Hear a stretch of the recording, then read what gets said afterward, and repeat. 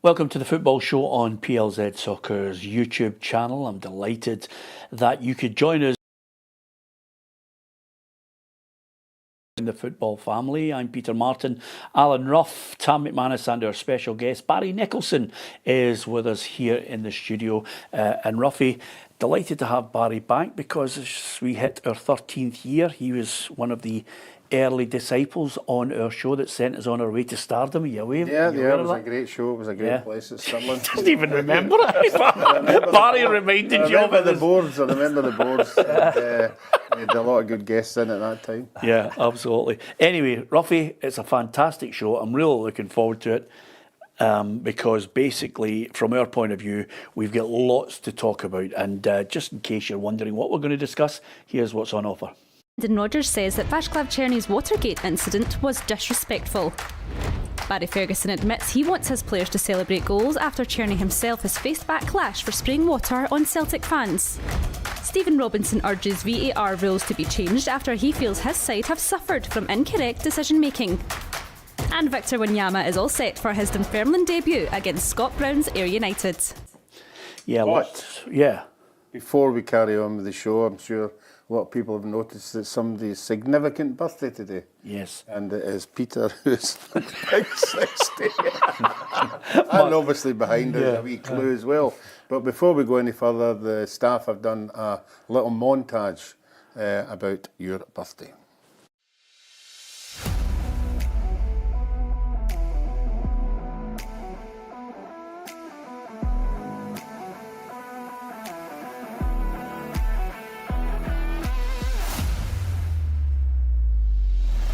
Hi Peter, I'd like to wish you all the best on your 60th birthday.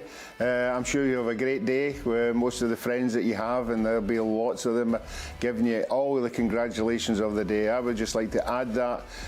I'd like to wish you all the best. Things obviously open up for you when you get to 60. You're allowed to play for the seniors tennis team.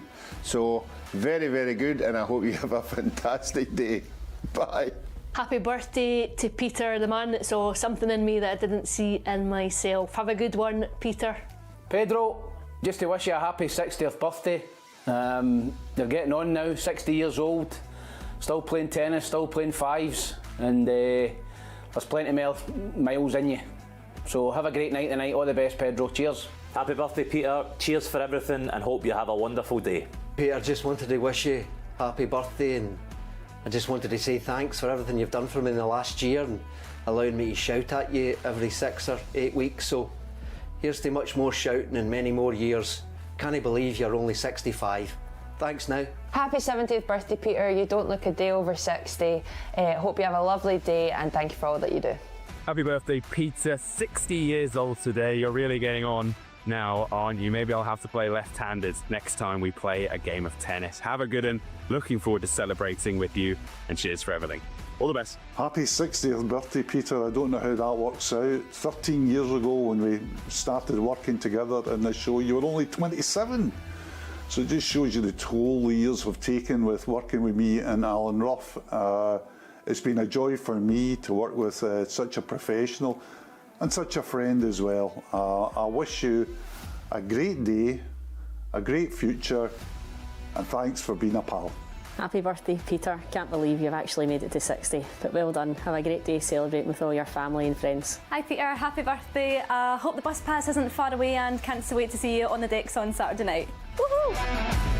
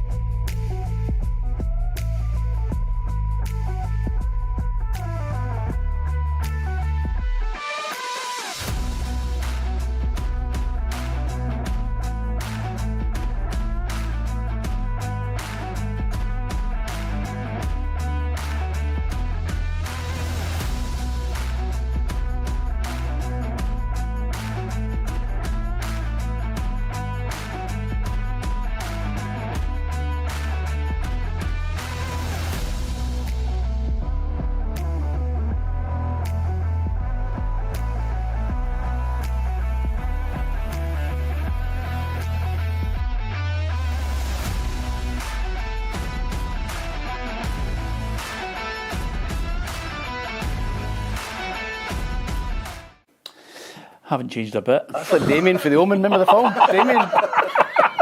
Absolutely. Thanks to everybody. That was great. 60, my daughter said, Dad, I've got you this badge. You've got to wear it. So I've got to obviously agree to do anything my daughter says. Thank you to everyone.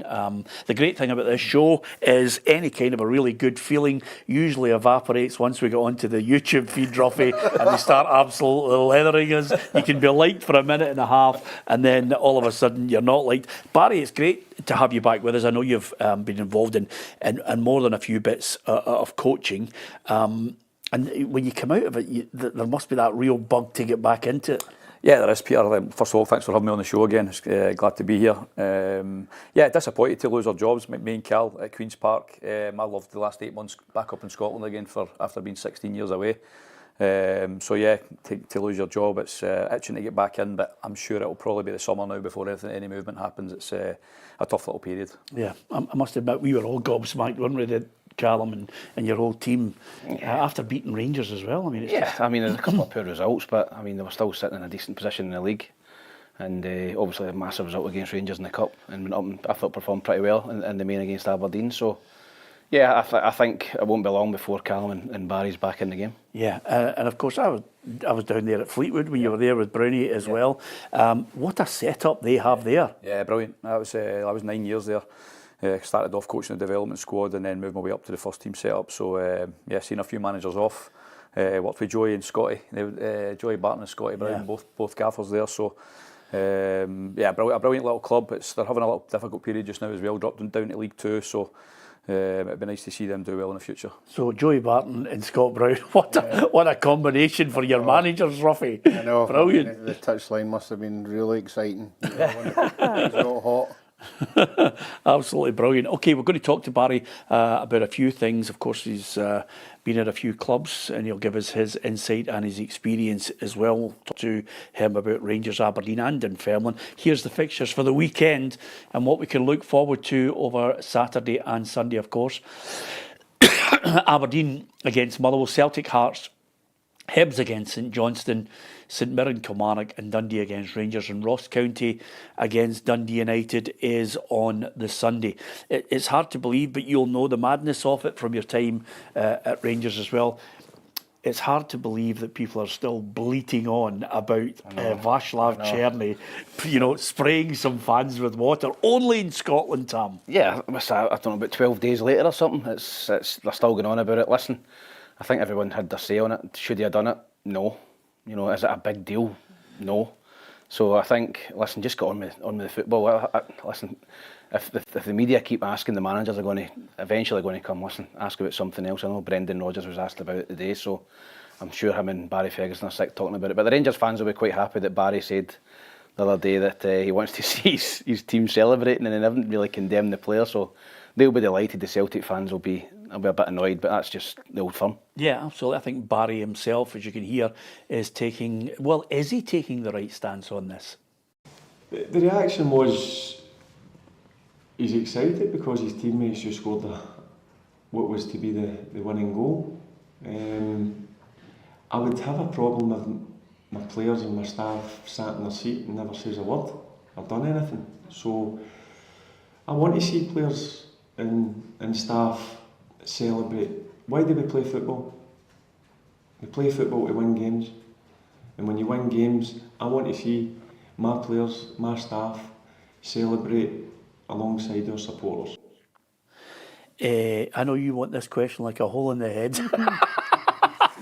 but celebrating, I understand. I think Hugh McDonald said in one of the programmes, okay, it's daft, but for God's sake, it's only water. Yeah, no, listen, I think I actually watched Barry's press conference, and he actually did say that he spoke to the player as well, so yeah. He has probably quietly had a word. Like, we all seen it. I mean, right after it, Cerny's reaction is like, oh no, what have I done, sort of thing. So yeah. he knows, and I think Barry will have told him that, but he's right. It's like, I've been involved in the games as a youngster. Like, when you score, it is unbelievable, the feeling. So he's just got a wee bit carried away. I don't think there's been that much disrespect shown by. He's just got over exuberance and squirted a water bottle. Unfortunately, it's hit the Celtic fans, but I think we just need to move on for a wee bit. Yeah, I agree with you 100%. Are we not maybe, is it not maybe a clear sign, Ruffy, of the way society is moving, that people are just waiting to be offended?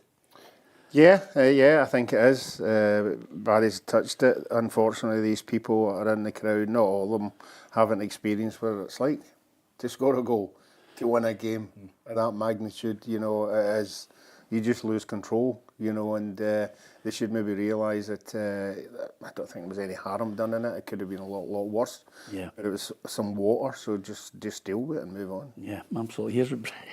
Here's what Brendan Rodgers had to say on the situation. Obviously heard what happened, and you can't do that. That's the reality. I understand the jubilation, and the Rangers players have every right to celebrate with their supporters. It's a lack of respect if a player runs up the touchline and squirts a water bottle in a supporter's face. I wouldn't want my players to do that. There's a line we shouldn't cross. And I offer a modicum of balance on this, Tam, which is quite simply, as Barry pointed out, Barry Ferguson will have spoken to the player just on the basis of maybe the responsibility in such a volatile game. Yeah, listen, he's a foreign player. I don't think he appreciates the magnitude of a Celtic v Rangers game, and I think he's got carried away. He's excited. He's scooshed the bottle, as Barry said. I think he's realised straight away, I shouldn't have done that. I think Barry's probably had a quiet word and said, listen, you can't do that here. You can't do that, particularly in this fixture. You can't do that. And I think that'll be the end of it. But listen, Brendan's right. He's got to defend his own club. He's got to say, listen, it's a lack of respect, and I get that as well. But I think it's getting a mountain at a molehill now. I think he should just move on and get on with it. You could go through the years of managers managers and players who lose it. I remember one of our guests who lost the plot and thought it was an aeroplane.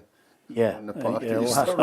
Still, we're going to talk about Neil Lennon a little later on. And of course, Barry, let's not all be whiter than white about it. Somebody was getting pelters for about 85 minutes of a game, came on, scored the winning penalty, and then seductively just swished down the pole at the back of the goals. I mean, let's have no pontificating from you, boy. No, as I said, I can remember that well. We had a lap dance celebration, but no, listen, it's Scottish football. I think if you take that out of the game, you know, players have got to celebrate. You know, Barry's scored in big games. You're just, as Ruffy said, it's like a red mist comes over you. It's like a split second of euphoria, and sometimes you can get carried away, and I think that's what happened. But just get on with the game. I think what Tam says about Brendan's obviously going to back Celtic, back the supporters. If you're a fan and you get squished with water, you're going to be raging a bit. I just have got to move on for it a wee bit now. It's water. It's done. Yeah, absolutely. I've got to read out. I must read out a few of the messages, and just for the noise up and the laugh of it all. One fan says it could have left that fan with life-changing injuries. Yeah, sure. Big Brown on the phone. Yeah. And there are other lawyers, I must admit, that you can represent you. Imagine Lenny spraying the Ibrox crowd after a late winner. He wouldn't have got out of there alive. Yeah, listen, I think we take the points on both sides on it. Enough of it. I like a noise up Ruffy, as you know, in any kind of sport. I love to see that. I'm not sure I would quite do the Adebayor run from one end of the park to the other against your old team. No, I wouldn't do that either, but everybody's speaking about it. It's like celebrating. When you score a goal, it's an unbelievable. Tam's probably scored more goals than me, but the feeling is unbelievable. Yeah. So it just at the moment of the game, I think it's a big thing being the end of the game as well, and such a knife edge that the goal goes in, and they've just lost it for a split second. So, and that's what happens. Barry, we're going to have to check that stat that you just said there, that Tam scored more goals than you. Please check that. We're going to get back to you on that. Ah, no, you've got a few. We're counting reserve games. So give us your thoughts. Listen, it's much ado about nothing is how we're viewing it, but I'm sure there are some people who are so irate about it they want to complain. That's the nature of it. That's the joy of Scottish football. Celtic against Hearts. They are on course to win it within 4 games, Ruffy. They could win it before that if Rangers slip up in any of those games and Celtic continue to win. So Hearts at home for Celtic is one that they'll be looking to try and get this in the bag as quickly as possible, no doubt. Yeah, and I think obviously with the defeat against Rangers, there will be a wee bit of hope in another team that's thinking they might be on a wee bit of a tricky spot, you know, and if Hearts were to go there, win that game. You know, obviously there's still a gap there to be closed, but certainly it makes the season more exciting. But I think Celtic have proved throughout the years any small hiccup they've had, they've bounced back. Obviously losing Schmeichel is a big one. He's been fantastic all season. But I think they've got the players to beat Hearts, and I think that they will. Yeah, you just built it up. That's what I call classic Alan Rough there. You built it up for Rangers fans to think 13 points, there's a wee chance here, and then you quickly booted it out into left field. I think many a Rangers fan will be looking and thinking at so many areas across the season where they could have capitalised on it and just blew it. Yeah, I think they have. I think that, listen, you've got to give Celtic credit. They've been consistent for the majority of the season, but that little spell Rangers had, you know, around the Christmas period, I think they lost to St Mirren away, and I think they dropped points to Dundee, and probably look back at it and go, listen, if we'd have won the 3 or 4 games, they've been closer than it was, because the last 2 games they've beat Celtic head to head. So yeah, I think that Celtic will bounce back. They've had a lot of time to stew on that result, and I think Brendan will be still smarting from it, and they want to come out the traps against Hearts. And listen, I can see a stat on the page there. Hearts have got a dreadful record at Parkhead. If it was at Tynecastle, you'd maybe think chance for Celtic to drop points, but Parkhead against Hearts, I think you would go and win. They've lost 25 of the last 27 visits. Now, I'll go into your memory banks on it, but with regards to this game, we'll hear from Neil Critchley on something that I think many a side, including Barry Ferguson's recently, Neil Critchley reckons his Hearts side are going to have to be brave in the cauldron of Celtic Park. We just have to go with who we are, stick to our principles, attack the game as best as we can in the manner in which we want to, and see if we can cause Celtic in the moments that we can create some problems. And it's a great challenge, and I'm really looking forward to it. Right, by being brave, what was your record like when you went to Celtic Park? Not great. Yeah. Why? How? Well, it might not have been good. I think any in this couch's record at Celtic Park was good. You've played in some good sides. I'm not being in any way flippant on this. You've played in some good sides. What is the problem that you tended to come across? Was it some players who weren't able to take the ball in difficult situations? The pressure of playing in that cauldron? Yeah, I think once they get on top, I think it's such a difficult place to play. I think that's when they go on top and the crowd get on top of you. You feel like you can't breathe and you've got no time in the ball. I think the times where I've done well there and the teams that have done well there, I think you've had to be so good out of possession. You've got to take your chances when it comes along. Like I've been obviously involved in a shock this year at Ibrox with Queen's Park, and you've just got to hang in the game as long as you can. Like, it's interesting what he says about being brave. So like Rangers really pressed Celtic in the first half a couple of weeks ago. Be interesting to see if Hearts do the same, because that gave Rangers a foothold in the game. But out of possession, you've got to be so good at Parkhead and at Ibrox, and try and limit them to a few chances and try and get the crowd to flip the other way and not get them on top of you. You put in a shift as a player. I watched you many a game.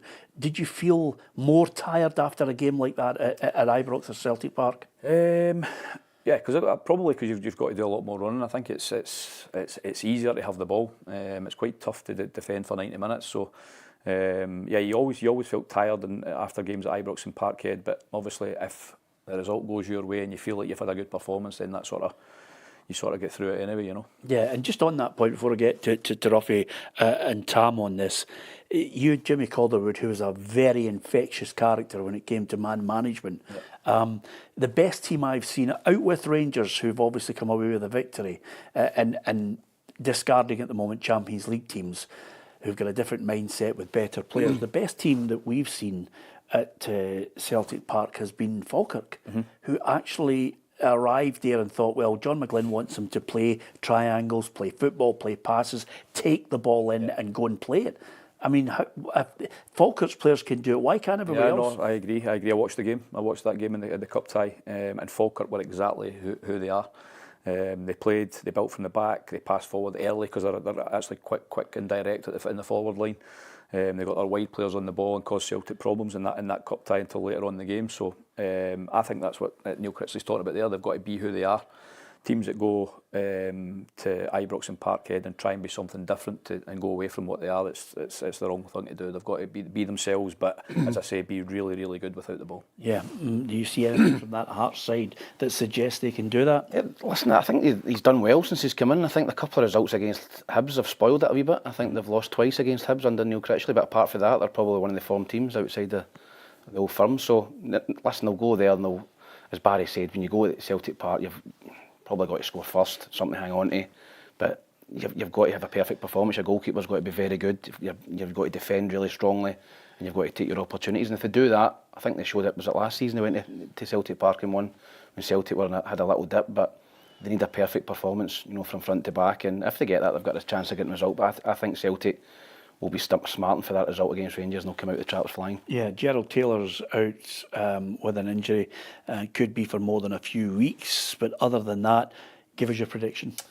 2-0 to Celtic. Schmeichel's not going to be in there. Sinisalo's got the nod, Ruffy. I mean, nobody's seen him really in any capacity that they could make a judgment on him. No, I thought they thought very highly of him at Aston Villa. Gary Caldwell had him at Exeter and said he was fantastic, kept him in a job. He looks very good. He's got a bit of presence about him. Sometimes you look for that in the modern day goalkeeper. He will be a wee bit anxious, nervous before the game. He's got a big pair of gloves to take over from, so he's got a home game, and if the Celtic back four is the way it should be, the strongest, that'll help him as well, but I think he's got to make a save. If he makes a save early on, it will help him for the rest of the game. But he's an international football player, so it's not as if they're throwing a rookie in, so I think he'll do well. Yeah, and it could be quite a while before they see Schmeichel again. Whether he gets in before the end of the season, Ruffy, we'll have to wait and see. The only thing I would say, in the media, we have a responsibility to try and be balanced. Sometimes you're always going to get it in the neck. But I think sometimes, right across the globe, there is a responsibility for some people, if they're going to be constructive in their criticism, not to be way beyond that. And I think Kasper Schmeichel suffered badly on international duty. Somebody saying that he looked out of condition, overweight, and referred to him as like somebody was like a child with polio, which I thought was absolutely disgusting. Yeah, I think it was an ex-player, the Danish player, I can't remember who it was. Yeah, you're right. We all know every goalkeeper has a bad night. You just got to deal with it. But for somebody to come out with that, with the amount of caps he's got, I think he's got 113 caps. He's served his country in Euros and World Cup finals, and that is very, very harsh to start picking the bones at one game. Yeah. Did you ever get to a point where, and by the way, I've had some players or managers come up to me and say, listen, you maybe said that, or you maybe said that, and then they'll try and put it in perspective for you. And sometimes you've got to show, a bit of humility and understanding to say, well, maybe I got that wrong. This boy's digging his heels in. Yeah, no, I agree. I think it's I've read it briefly, the story about it. Listen, it's a ridiculous comment to make. I think Celtic had a big task to try and find somebody to replace Joe Hart last year. He's come in and done absolutely brilliant. Like the way they build from the back, he's so comfortable in possession. I think Schmeichel's been a big part in how Celtic have done well this season. Yeah, absolutely. Ruffy, and a lot of people won't know this, I don't know what your fighting weight was, Barry. Ruffy was 13 stone 2. That's when he felt as if he was at his most dangerous. But there was a period, Tam, where he eventually let himself go, came a bit of a chubster in the jersey, and still made some fantastic saves. Because I know there are some. I know there's a generation that just think he's a pundit. But even if he wasn't 13 stone 2, he still made great saves. As long as a goalkeeper, does a goalkeeper need to be ripped? It's one position, I think, Barry, and you always say that. You always say that when you're running drills, not the goalies are always at the back. Well, what about the goalie? What about the Hibs goalie? The big boy, the polar bear, Conrad Logan. He made some saves. He won the Scottish Cup with Hibs. So as long as you keep the ball at the net, I don't understand having a pop about goalies' weights. Yeah, the weight of the goalie. Yeah, absolutely. There's a wee bit of change, I think. Is it goalkeeping's changing now from that probably wouldn't have made it modern day. You've got to be 6'4", 6'5". There's a wee bit of change. You've got to be elasticated like Craig Gordon. You've got to be lean. You've got to be able to. I'll tell you, one of the best goalkeepers I'd seen down south in Neville Southall. He's carrying a bit, but he was what a goalie, wasn't he? I've seen the photo of him now. Ruffy, don't take us down a road you don't want to go. I thought he was magnificent. He was the best. By the way, any player that played with him. if you've ever interviewed him, I had the great fortune to sit with Neville Southall and have a chat with him. He was absolutely magnificent. But as a goalkeeper, one of the best. I remember a few years ago, when was Mark McGee at Reading? Well, that's a long time. That's a long time ago. I remember Mark McGee phoning me up and saying, Ruffy says, I'm looking for a young Scottish goalkeeper. Could you give me a shout? And before I could recommend anybody, don't tell me his name if he's no 6'5". Is that right? In England. Yeah. Don't tell me his name. If he's no 6'5", I don't want to know who he is. It was like Fergie. He used to like people as long as they were quick as well. You know, for the demands of the Premier League in England. Kenny Merchant, who's a huge Dons fan, as you know, Ruffy, lives in Los Angeles, and he always likes to send us a wee message. And he's just said, "Proper guest today, Peter." And I wonder why. I wonder why you think. Dons fan. Yeah, absolutely, Dons fan. So Kenny, we'll talk to Barry about some of those great games for Rangers and Aberdeen and Dunfermline, and get his thoughts on the current sides at the moment. So we're talking about Celtic Hearts, now move on to Dundee Rangers. Barry himself would love to see Vaclav Cerny stay. I mean, he looks a top drawer quality act now, doesn't he? Yeah, he's probably been throughout the season Rangers' biggest attacking threat, assists, goals. Again, listening to Barry yesterday speaking about like him doing the other side of the game when they come under a little bit of pressure in the bigger games. So he's obviously working away with them that. But yeah, without him and his goals and his assists and his attacking prowess, I think Rangers would have been a bit more trouble than they have been. Yeah, he's got a great trick on him with the left peg, hasn't he? Yeah, he finds himself in like situations. We had to do a little bit of work on him when we played against him. That he because he doesn't work back the pitch, as soon as they win the ball, they find him quickly and they can go. He can like sort of dribble with the ball and a real ball carrier up the pitch.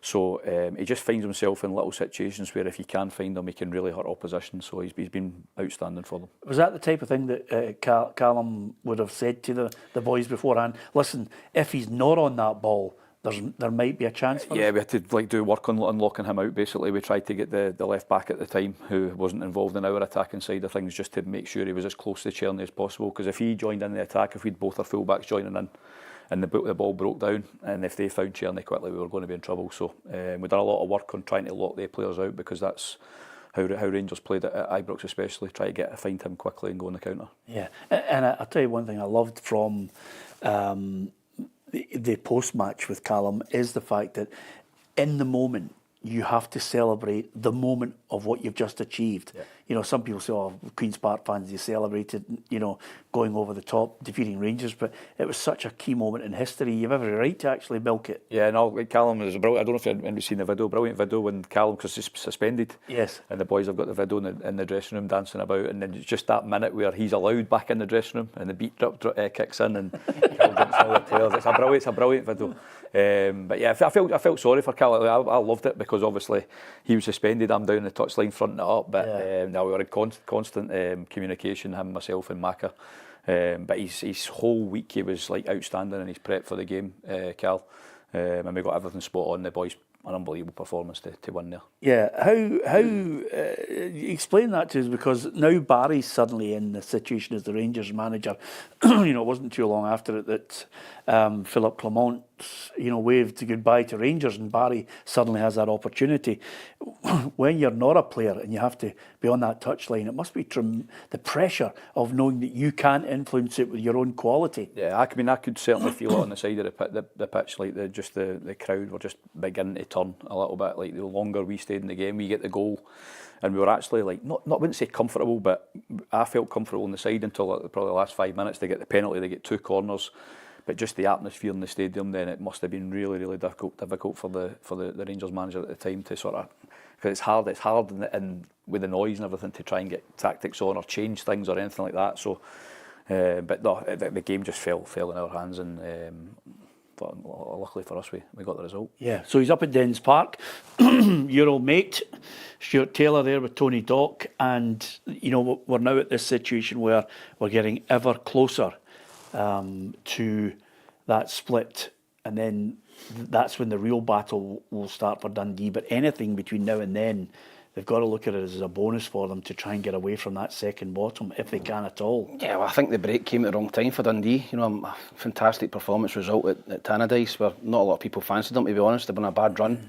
You know, Tony's been coming under a wee bit of pressure with the supporters because they've dropped down into the second bottom, and St Johnstone had picked up a few results. So, listen, they'll be high as a kite international break. Great, you know, having just come off a derby win.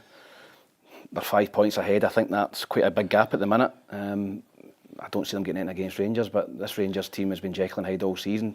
In games you don't expect them to win. Fenerbahce away, Celtic away, they win.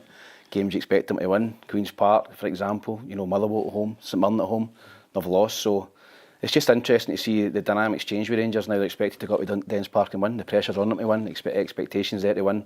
They've a big Rangers support up there, so if Dundee score first, they've maybe get a wee chance, but I would think Rangers would, with the momentum they've got, would go up there and get 3 points. Yeah, and I still maintain, Ruffy, that despite everybody dissecting Barry and who does what, whether it's Billy Dodds or Neil McCann, I do think his qualities that he's managed to bring in there and his decisions in the short term are what's managed. It's really the difference in turning this around when Philip Clement's side at times would have folded.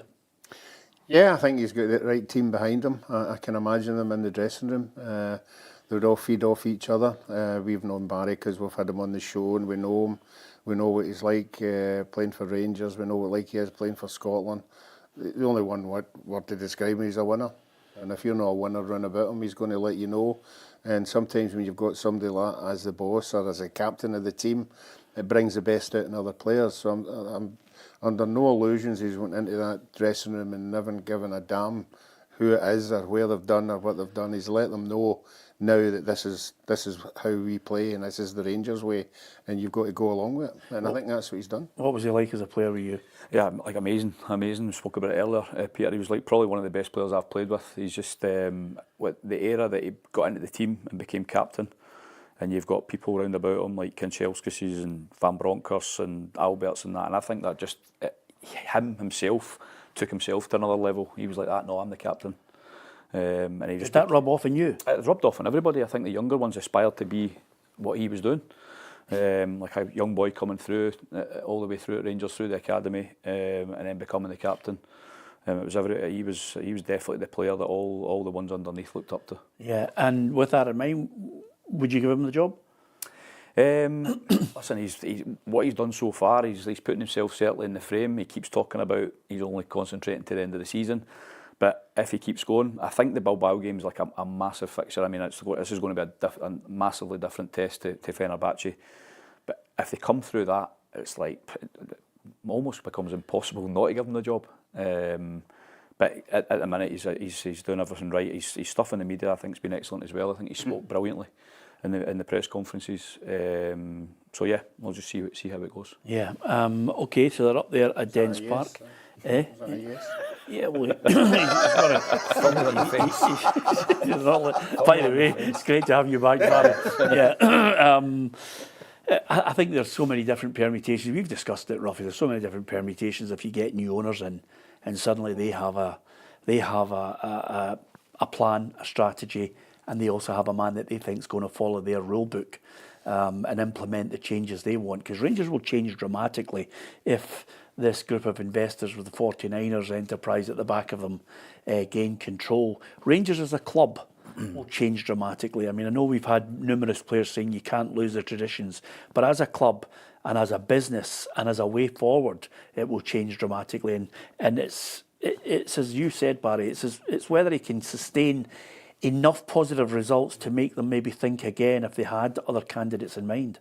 Most definitely. You know, obviously the European games have been important. You know, obviously they've got the other Celtic game coming up and how the style of play that they play.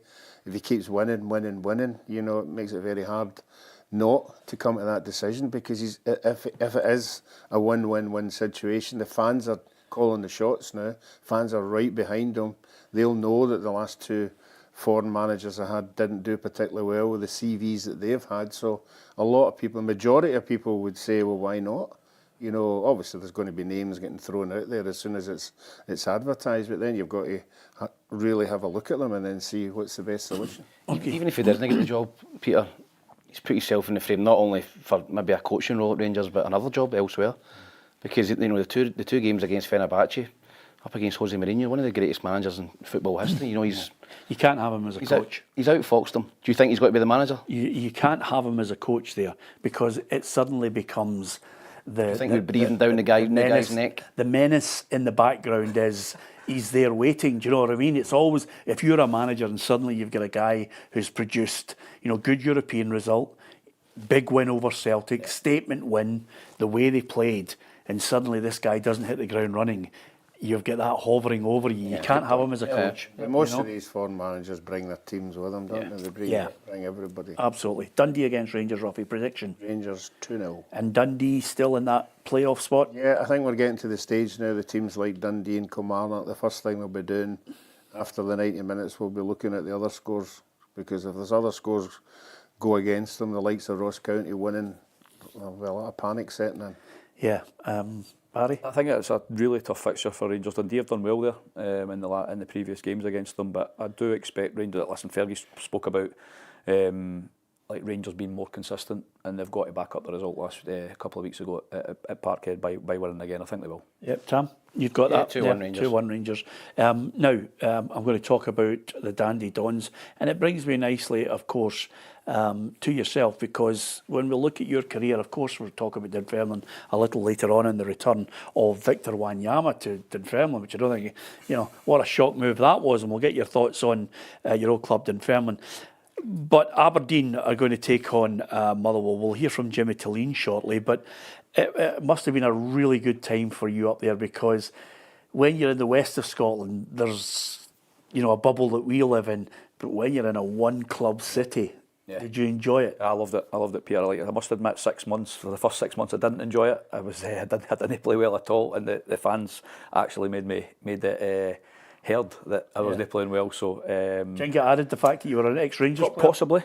Possibly as well, yeah. But I couldn't get a good performance. I had the odd one here or there, but I wasn't consistent at all. And then it wasn't until a game at Tannadice I scored in the last minute against Dundee United, a Scottish Cup tie, that from that moment sort of kicked on and done well for them. But a brilliant place. Like, my little boy Noah was born up there. He stayed up there for a few months before we moved down south. But not a brilliant city. It's brilliant when things are going well, but a tough place to play when things aren't going well. But I really enjoyed it up there. Now, I had the great fortune to interview him on more than a few occasions, and Jimmy Calderwood was such an infectious character, and someone that really made a huge impact in your life in your playing career. Yeah, I had 7 years, 4 years at Dunfermline, and then obviously they signed me up at Aberdeen as well. So, not a brilliant character. You said earlier about man management. He was outstanding. I think big thing he used to do before the games was go around with everybody on the pitch and speak to us all. And he just made you feel amazing, like best player. What kind of thing would he say to you? Just that's what he said. He said, "You're the best player in this team." Wait, I'm sure he said it to the other 10 outfield players as well, But he did. He said, "Come on, we've got to kind of do without you today. Best player at the club." But he said that. I know for a fact he said that to everybody. But it just made you feel so good, and you went out there and listen, I had some brilliant years under him. The Dunfermline team in 2004, and then that team that got Aberdeen back into Europe with a little bit, couple more better results. We could have split the old firm that year as well. So, but no, a brilliant guy. Jimmy Nicholl was amazing as well. Like, I'd say Jimmy Nicholl was probably the person when I went to Dunfermline that actually spent a bit of time and coached me about certain movements and that the first, because at Rangers you're there and it's about winning and stuff like that, so about proper getting, the first thing that Jimmy said to me about playing around the corner and falling and all that sort of stuff was Jimmy Nick. He was brilliant, absolutely brilliant with me. Yeah, and quite emotional and a sad end for Jimmy, but the great thing, he leaves a legacy of, I think, great warmth and affection for him, especially when you think of great nights. When Aberdeen, you're talking about European nights, they went all the way back to the Fergie era, but you gave them a great night with Bayern Munich. Yeah, no, and I think that was a big thing that Jimmy sort of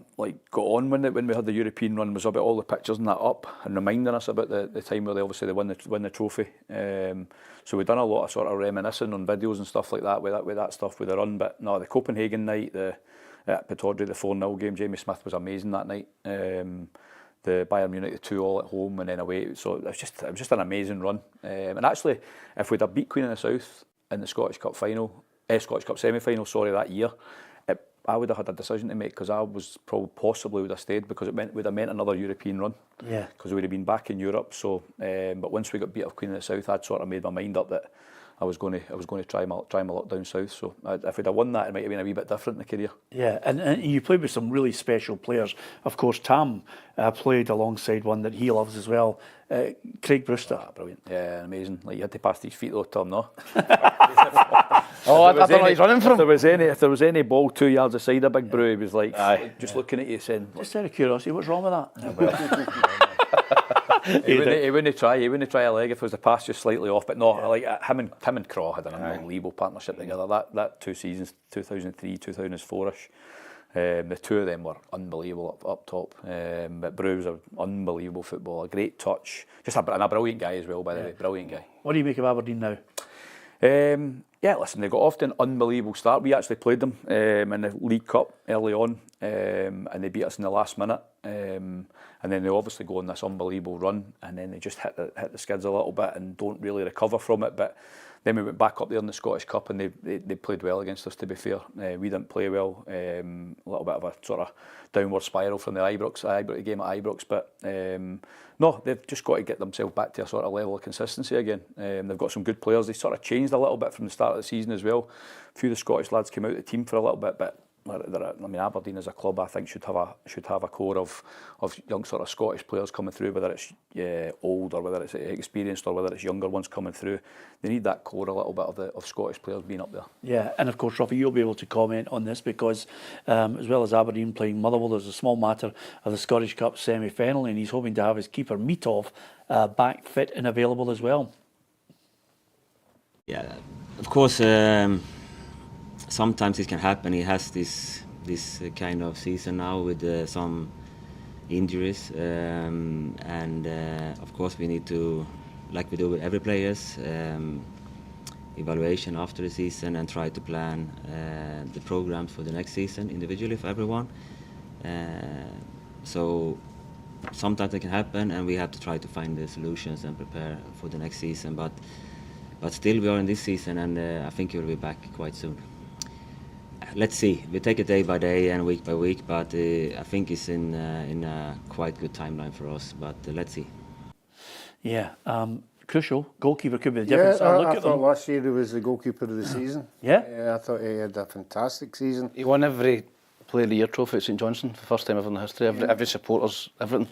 Yeah, he won everything at St Johnstone Player of the Year. So Ruffy's spot on. He was. Yeah, that was really impressive. Obviously picked up the injury in the boy. Is it Doohan? Yeah. He came in. I thought he did okay. I think he came in, but when you've got your first team keeper out, and you've got a back four who was sort of in and out, you need the experience in goals, and I think that's what they missed. I think that was one of the reasons they went on that wee bad. Not particularly just him, but they'll want him back as soon as. I thought he was actually trying to get a move abroad. But obviously that injury's hindered that a wee bit. Yeah, they've got Motherwell, they've got Ross County, and then Rangers, Ruffy, before the split. I am not convinced that they're going to finish third. So what's your take on it? Well, I think the 3 games will determine. I think they'll win 2 out of the 3. I think they're capable enough beating the other teams in the split. I think they are now on a wee bit of a run now. I think they've got their striker back and another couple of players as well. So I think they've had their wee bad bit, and now they're looking at the running. Yeah, that's good news for the Dons fans. They've had their wee bad bit. They're on their way back. Give me your prediction, Tam. I'm going to go for 1 each, Peter. I've been quite impressed with Motherwell under Wimmer, and Aberdeen are playing better football at the minute, but I believe it's a full house as well. I think they've reduced the tickets. I think it's a tenner ahead, and I think Motherwell, it's a full house. Motherwell's taking a full allocation as well, so I think I'll go for 1 each. You know what it's like. If you get a good side, you get a good run. Teams like Hearts, Hibs, Aberdeen, Dundee United, even Dundee as well. I say even Dundee because they get such an untapped support that suddenly mobilises if you go on a run. That's it, and that's what happened with Aberdeen at the start of the season. You go win, and then all of a sudden the figures go up, and then it becomes a real tough place for teams to go. But yeah, I agree with Tom. It's like. It's a bit like Motherwell have been pretty good under the boy Wimmer, so I don't know if it's going to be such an easy game for Aberdeen up there. Prediction? I might sit in the fence as well, same as Tam, draw. Yeah, Ruffy? I'm going 2-0 Aberdeen. All right. You going to Aberdeen this weekend? No, Sometimes I I always worry. I worry if you're doing a dinner up there and you're, swaying I yourself. just love it when as the new season started, the flags and everything up there. I love it when it's bouncing the whole place. It's a strange thing that you just love flags and all the flares and everything, but they really did make an effort early on in the season. As you say, the wheels come off it a wee bit, but I still think your team, Hibs, will finish third now. There's something about them and the way they're going about their business. It's the last couple of months of Martin Boyle's contract. They've got a year option on him. Yeah. Would you re-sign him? Yes, maybe not on the same terms he's on. I believe he'd be on probably one of the highest earners at the club. You know, obviously he went to Saudi, come back from Saudi. I believe he's on good money. I think he had a poor start to the season. I think he's on the mission, he'd admit that. But certainly in the last couple of months, he's looked like the Martin Boyle of old. You know, he looks more mobile. He's got his yard of pace back.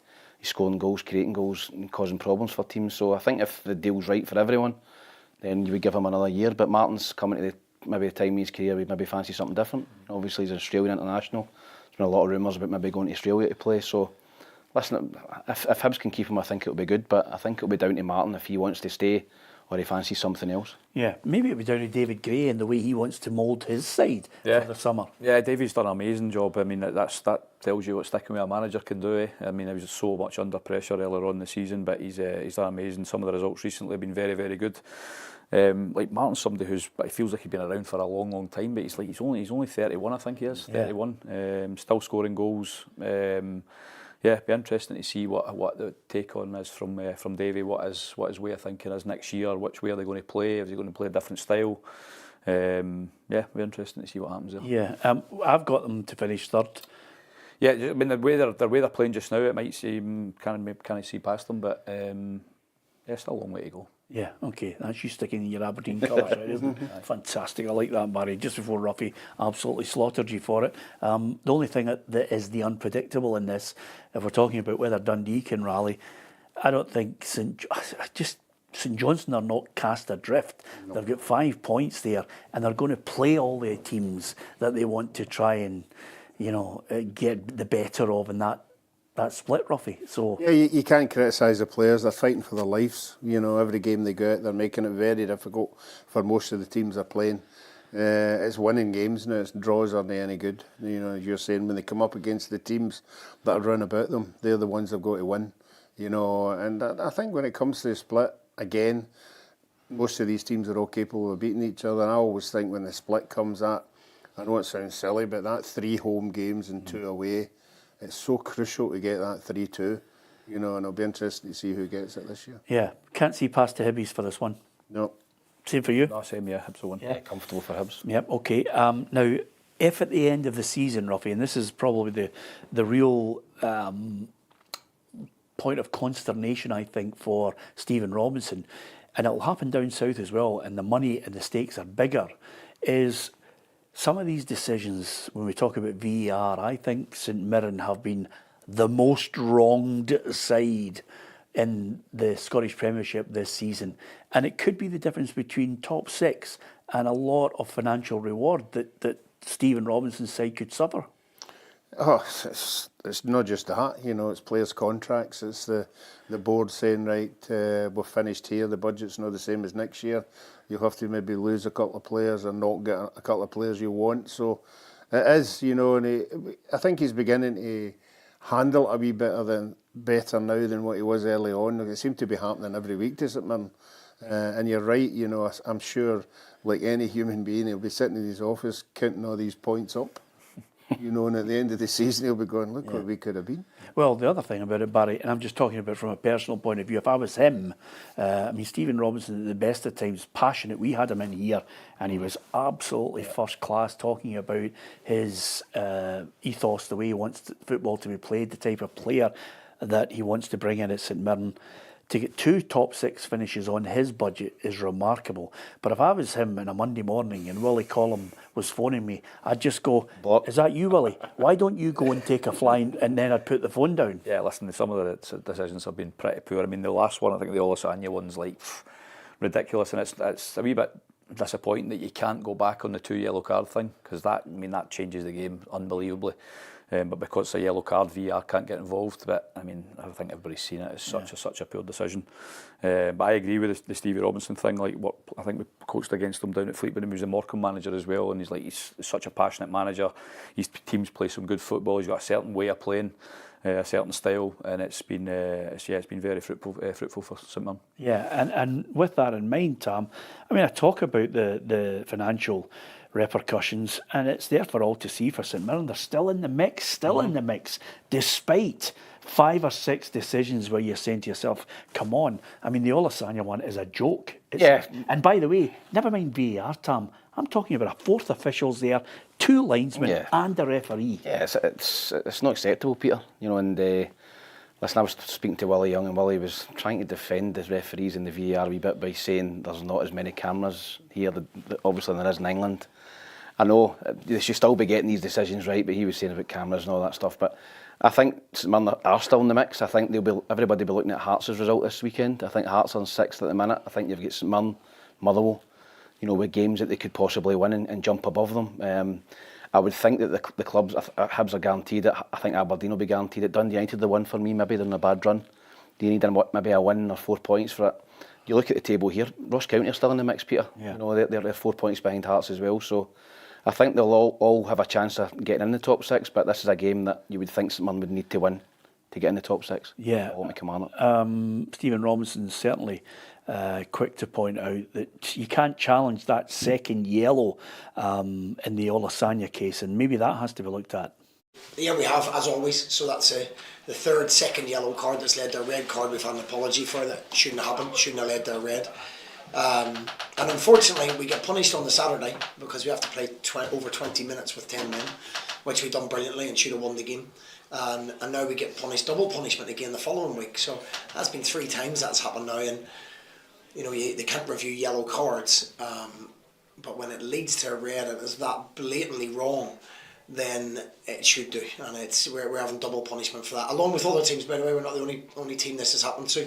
We're top of the league for decisions against again, but as I say, these second yellow cards, we're not the only team this has happened to. But it's like double punishment, which is incredible. You get your apology, and unfortunately, it doesn't change anything. Yeah, and you'll be pulling his hair out, Ruffy. He's got to let it go. Yeah, yeah, Ruffy, for a man like yourself, when you think about positions, you think about money, you think about European football, you think about the calibre of player you can buy. Yeah, well, I'm talking about the players that are there already. I'm sure there'll be a lot of them, their contracts will be up, you know, and if that budget gets cut, it means they don't get kept on. So it's just a catalogue of bad mistakes that are hurting everybody else. Yeah. Particularly Olasanya, I think he's been a key player for them this season, Peter. You know, I like him. I think he's going to have a few clubs chasing him in the summer. I think he's mobile and getting behind. He's quick, and he's been a real thorn in the side for teams. Him and Mandron up front particularly have been a good foil for him as well. So I think missing him in this game, when it's probably a must-win game for St Mirren. When you look at it, Peter, they've got to beat Kilmarnock to have a chance. So it's not just any player, it's one of their best players. Okay, are they going to do it? I was going to say yes, and then I seen that they've not beat Kilmarnock in 4 years. So I might change my mind, but I've not been impressed with Kilmarnock this season, Peter. I've expected better from them. Derek will be frustrated the way their seasons went. A couple of key players out. Finlay, I think, has been out. Vassell's been a big miss for them. I don't know if the guys are back at the weekend, but I think St Mirren at home, I think it'll be a bitty game, but I think St Mirren could maybe edge it with maybe 1-0. Yeah, and you know Derek better than most as well. I mean, he's a good manager, but sometimes if you're starved of key players, I think that's what. Yeah, you're right, Peter. I think that's one of the Tam's just said it there. Some big players have been missing for him. It's an interesting one because he's always been round about sort of top end of the table or top 6 anyway, and now he's sort of looking behind them a little bit. So it's be interesting to see how Dell's reacting with his coaching staff and just trying to make sure that they don't get sucked down to anywhere near that sort of playoff spot. Yeah, isn't it amazing, Ruffy? We had Dell in here talking about the whole situation. He said, you know, the first season when Kelly came back up, he was just thinking keep them in the league. Because he knew it was going to be tough with the money he had available and the players he was trying to recruit. Second season, great season. You make a rod for your own back. and now this season, again with injuries, you're suddenly up against it again. Yeah, he's been through it all in the last 3 seasons. There was one season what was he never won away from home, but 1 game and 2 in a year. So the next season he said, right, this is the way ahead. He started playing the boy Finlay at the back, going Mayo, a 3 at the back, and the 2 wide men and 2 strikers. Even when they weren't playing particularly well, he went with 2 strikers, which a lot of teams don't do. But as you've already touched on, he said these guys have all been injured and then they've struggled a wee bit. Prediction? I'm going to go St Mirren 2-1. Barry? Yeah, I think St Mirren will win as well. Yeah, 1-0 St Mirren. Yeah, okay. Ross County Dundee United. County lost to the Jambos. United, you've just highlighted it, Tam, 1 win in 8. Yeah, they're the one for me that looks a wee bit vulnerable at the minute. It's a shocking performance, I thought, in result last week and a couple of weeks ago in the derby at home. That's going to take, that might dent a bit of confidence up there, to be honest. I think you have to lift the players during the international break, and Ross County have been a surprise package for me this season. I think if you asked every pundit at the start of the season, Ross County bottom, second bottom, but Don Cowie's done a great job up there. He's got strikers up there that are scoring goals, and they're winning away from home. And if they're winning away from home, then their form in Dingwall's always pretty good. So again, if Ross County win this, they put themselves in the mix for the top 6, and I think they can. I think they'll beat Dundee United at home. I'm going to go for a wee. I don't even say it was a shock the way Dundee United are playing at the minute, but I think Ross County can beat them 2-1. Yeah, Barry? I think Jim will be a bit disappointed with their inconsistency as well. I think like all the managers will listen to speak about the consistency levels of the teams. So they're just going through a wee difficult patch. As Tam says, the result and performance in the derby wasn't great. So they'll be looking to bounce back, and as I say, Ross County have been excellent so far. So it's a tough place to go. I'm going to go Dundee United. They're going to turn it around though. Yeah, I'm going to go Dundee United to win up there. Ruffy? No, I'm going to go with Ross County. I think every team in the league, apart from Rangers and Celtic, has had 1 win in 8. But 1 win in 8 at this stage of the season is not the time you want to be on that run. Yeah, okay. You can give us your predictions on the games. And as the games now start to run out before the split, who's going to get relegated? Who is going into that playoff place? And who do you think is going to finish 3rd? And the closer we get to April and May, we'll start to look closer at who we think are the leading candidates for Player of the Year as well. And as we get closer to April and May, Rangers fans will be looking and saying, when is that takeover going to be confirmed? Now, if you're in the First Division, or in fact, you're in the Championship, looking at it right now and looking at the race for the title, and then at the bottom end, the battle to try and stay in the division, who would have thought we'd be hearing from Victor Wanyama on reuniting with his old teammate and old gaffer, Neil Lennon?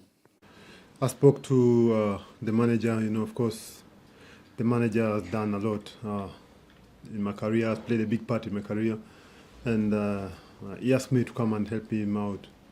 And I said, why not? He's played a big part in my career, so I said I will come down and give him a hand. And also spoke to the owner. He's very ambitious. When he told me what he wants and what is his intention with the club, then it was a no-brainer. Then I said, okay, I'll come and do it. Yeah, I was down Strathclyde Park, Robbie, and I spotted Georgios Samaras and Gary Hooper running about as well. I mean, it's only a matter of time, really. Get the old band back together. Come on, can you come out of retirement? Imagine when Yama's agent phoning up, we're like, a wee deal for you in the East. Oh, fantastic, East End. No, let's not knock it, because you had great years there. I mean, this is a great signing, isn't it? This is so left field, it's unbelievable, but that just shows you the pool that the manager's got. So, somebody that he's obviously worked with in the past, and to able to sign him, such a influential player. I think he'll be an influential player in the dressing room, and if he's still fit and he's got the qualities that he showed when he was a player at Celtic and at Tottenham and stuff like that, it could end up being a brilliant signing for them. Yeah, absolutely. Because quite simply, Barry, if you're taking corners, you're just saying, okay, there's Victor, I'm just going to whip that right onto his noggin, and it's 1-0. Just leave one floated up there for him to just attack. I'm sure, listen, if that's a big part of his game as well, so they might become a big threat for the last 7 games at set plays. 7 games, and Neil Lennon himself said that there could be plans for himself as manager beyond that. Why is it only 7 games? Was that your Because that's the end of the season. Yeah, I know, but was that your call, or did the owner? No. Listen, I'm not saying that it's going to be 7 games and that's it. It's going to be 7 games with a view to taking the club on. forward in the next few years. Because, like I say, I was really impressed with what the owner had to say. Yeah, 7 games. Ayr, Livingston, Hamilton, Queen's Park, Partick, Airdrie and Morton. Are they staying up? Oh, it's going to be tough for them. It's going to be tough. I'm actually going to go to that game tomorrow.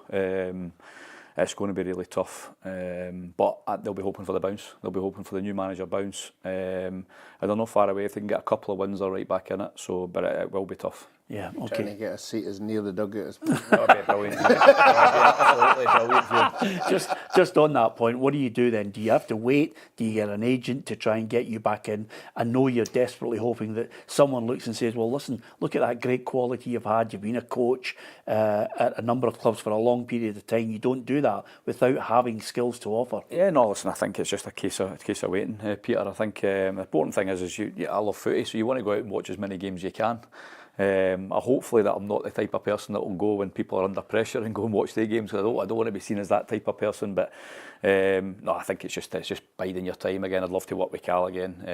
Cal's been somebody that I've been trying to work with for a long time since we played together at Preston, and this year was just the right timing for us. But I'd definitely like to do that again. So hopefully he gets a job pretty soon, and takes me back with him. Yeah, and if it's not Cal, if Bruni gave you the call or somebody else? Listen, I've worked with a few, but as I say, I've seen a few off, so maybe they don't. I don't want to. Maybe they don't want to give me the call. So, but no, listen, the ones that I've worked with in the past have been brilliant for me. I've thoroughly enjoyed everything. So. I want to stay in football. It's a great job to be in, so we'll see what happens. Try and stay on our podcast for as long as possible before you eventually go to Joey Barton's podcast. Just stay with us for a wee while longer, will you? Maybe. So Tam negotiate with him, will you, before he goes? Listen, we actually hope that you get back into football. You've got so much to offer.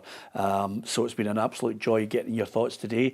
Who knows, if you need a good coach out there, you want to work in your team, then Barry is available and we will have him on the show. You may as well be blatant about it, by the way. With these two on, if they needed a gig or a job, they'd be out there saying, and here's the number and my email. Anyway, it's been an absolute joy. Thank you to so many of you for those lovely birthday wishes, and for those who also told me to go and take a flying. But nevertheless, we are going to be back with you. Kerry has got Tam and Ruffy on the Saturday preview show, so do not miss that. Coming out over the weekend, I've got a one-to-one with James MacArthur. It's a brilliant listen into his fantastic career, and of course some great stories to boot from James. Really enjoyed sitting down with him. We've got the women's football show, which is going from strength to strength, so there's lots to get your teeth into on PLZ Soccer's YouTube channel. And if you want all the breaking news right across European football, English, Scottish, you name it, it's there if you download the app as well. Thanks to you guys, thanks to all our staff as well for those kind words on the birthday, Ruffy. 60, you've been there, you've been 60. What's the message for me on this year? Just go and enjoy it. Try not to get to 70 quickly. Take your time. Did you go quickly downhill from 60 to 70? 70. Oh, it's a shocker. Was 70 hard? 70 was a difficult one, aye. Yeah. Well, 60's... You 40, no? 60. Well, as one guy says to me, 60's the new 40, but not according to the speed trap I get caught in. Anyway, I didn't get caught in a speed trap, just in case there's people there who think I'm actually serious about that. We've enjoyed the football chat. Don't forget to hit the subscribe button. From Barry, who's looking for a job, from Tam, from Ruffy and myself, Peter Martin, at 60 years of age. Thanks for all the birthday wishes. Thank you for listening, and thank you for watching.